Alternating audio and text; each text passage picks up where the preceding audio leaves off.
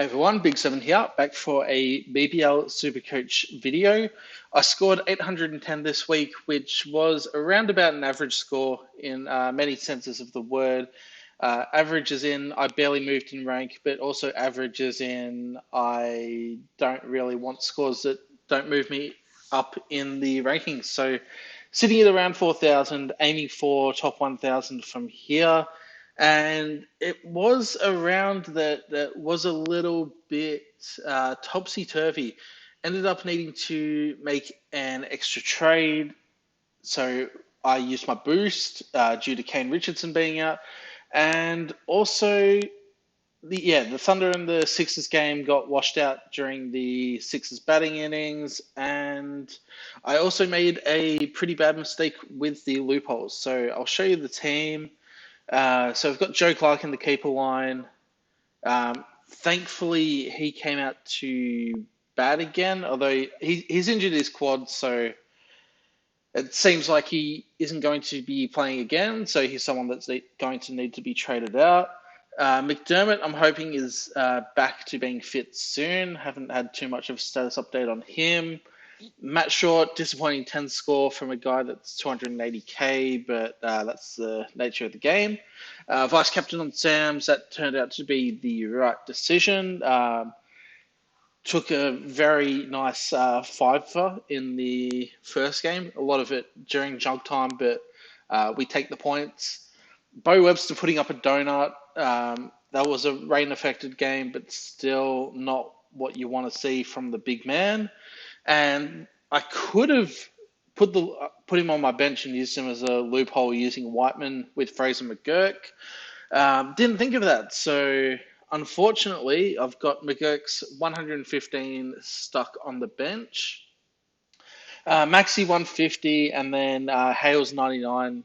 Can't complain about either of those. And then the bowling lineup is a bit of a train wreck. Tall Paul only with the 5, but not that unsurprising. I mean, he is that kind of player that he can go really big or really small. I probably should have used him in the bowling line loophole rather than Spencer Johnson, who scored 67, but that might be a bit of hindsight anyway. I mean, Walter was in pretty good form, so we'll live with it. And then Ellis, I brought him in, scored 36. He's got he had the stars, so underwhelming score, all things considered, although the bowling innings was cut a bit short, so he can be forgiven. Sanger 33 only had one bowling innings due to the rain, and then I brought in Boyce. The whole story around that, it's a bit of a sad tale, but I'd already traded out Richardson, Zampa, and Mir to Johnson, Boyce, and Johnson, Sams, and Ellis. And then with Kane Richardson unexpectedly being out, I had no money to be able to keep Zampa instead of Boyce. Keep Zampa instead of Richardson, sorry. I only had about 3k left over, so I had to trade out Richardson because Chowdhury had already played, so I couldn't put him on field. I was already using the loophole with Spencer Johnson. I could have traded out Jai Richardson instead and kept Kane Richardson, but with Perth having the double in round 6 and then also having a double in round 7, I want to hold Perth players over, so elected not to do that. And then, so this went up to round 5 now. The competition's going fairly quickly. The only team on a double this week is the Stars. So, although theoretically people should have a lot of Stars players. I had Usama Mir, who I traded out because he is not going to be playing. So I only have 2 of them, which is a okay thing. The thing to keep in mind is round 6, both the Scorchers and the Strikers have a double, and the Stars and the Thunder both have a bye. So You don't want to be too overloaded with players from the Stars and the Thunder. It's okay to have a lot of Stars if you cut your Thunder. Alternatively, if you like the Thunder players you've got, then you could look to trade in future doubles rather than the doubles this week. Um, so Perth, it's unfortunate that they don't play this week, but they have a double in round 6. And then in round 7, Perth have got a double, so they're going double double. Hobart have got the double as well as the Heat. And in terms of players from that round 7 double, I'm already pretty sorted. I've got Walter, I've got Johnson, I've got Ellis, I've got McDermott, and I've got Richardson. So I've already got 5 players from that double. Chowdhury, even if I want to use him. Round 6, Perth and the Strikers. So I've got Boyce and Short. So if I was to bring in a player from a future double, it would be a Strikers player this week. My plan for next week is to boost and bring in four Perth players. You just look at that Perth team, and it's full of so many good performers. I'll go into it. Uh, we go to Perth.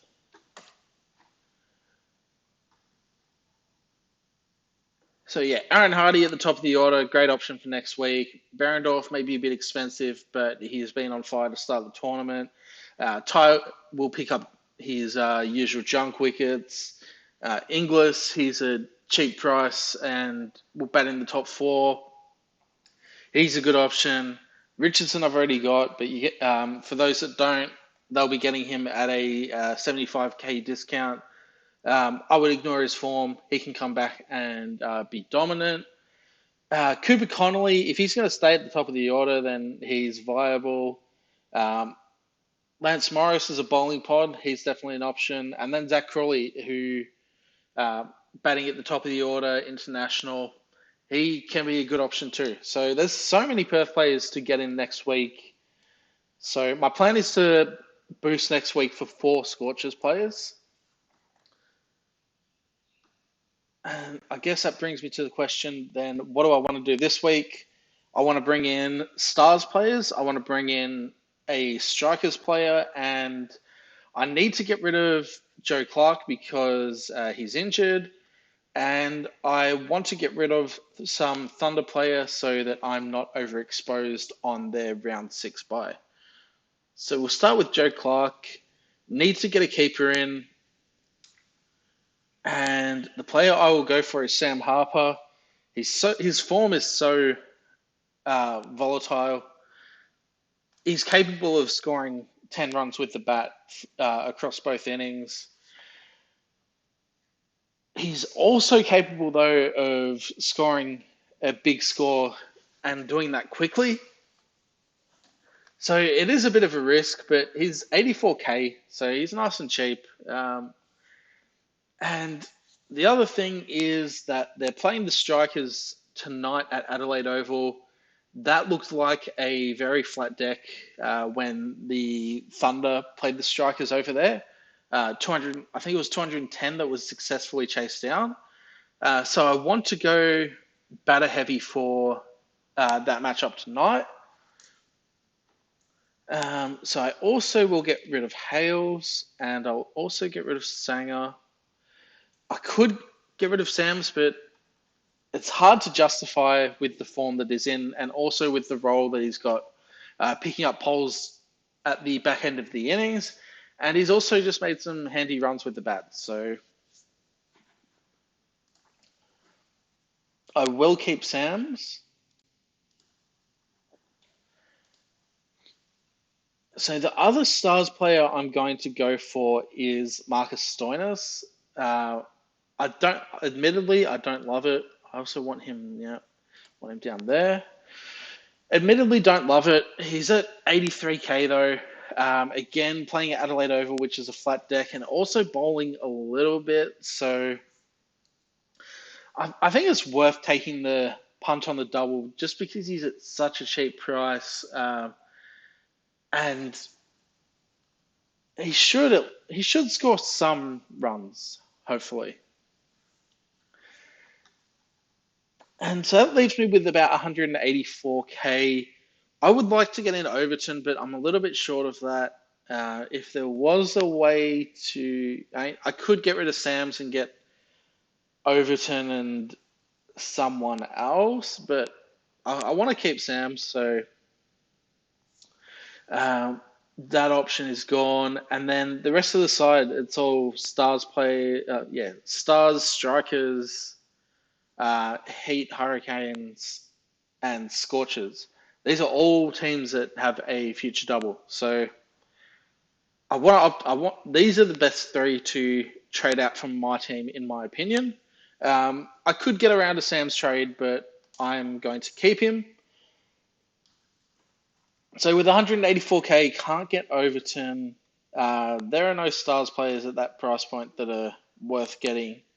Maybe Imad Wasim, but I'm already fairly heavy on the stars. So what I'm going to do is bring in Chris Lynn. Again, playing at Adelaide Oval tonight, flat deck, hopefully can dominate. And yeah, playing a Stars side that their bowling lineup looks very weak. So going to confirm those. And then that means for next week, I would probably be trading out Sam's, Webster, Maxwell, and someone else. Bring in Hardy, Ty, maybe Crawley, and then another Perth Scorchers player. What else is there to do?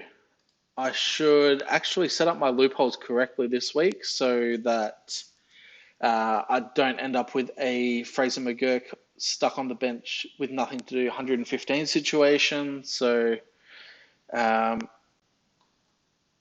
vice captain's going on Maxwell. I think that's fairly safe. Stoinis can go on field. I guess the other thing to consider is I think this game 3 at the Gabba is under some weather clouds as well.